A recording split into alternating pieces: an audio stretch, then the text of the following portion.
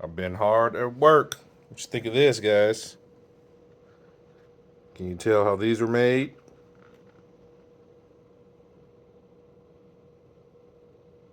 $3D printed Crocs. I decided to give my daughter a pair and see how they feel. And these things are nice. Like, it even has a nice cushion right here.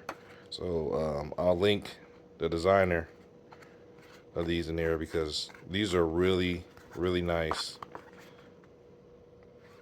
model. We got everything we need. Got the straps, got the hooks. I'm still working on the hooks though because I had to scale them down. But what do you think? One of a kind Crocs for my daughter.